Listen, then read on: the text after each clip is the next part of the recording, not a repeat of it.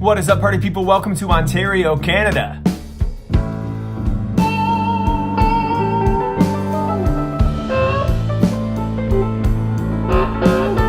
We'll be in Canada for the next 2 weeks, and in this stint in Canada, we'll be playing Ontario, Quebec, Nova Scotia, and New Brunswick. We'll be playing a few more provinces in May, but we're not going to hit them all. We started our Canadian Arena tour in Sault Ste Marie. Yes, that is how that's pronounced. Not to be confused with the Sault Ste Marie in Michigan. Sault Ste Marie, Ontario is where we played. This was only our second arena of the tour, and we played at the GFL Memorial Gardens. Right across the street from the theater is Lychee Thai, or Lychee Thai, depending on how you pronounce it. It's a great little Thai restaurant with some of the best mango sticky rice I've ever had. And if you go to Canada and you don't get poutine, you are doing it wrong. We got these huge plates from a place called West Side Cafe. There's also a great little music store kitty corner from the theater.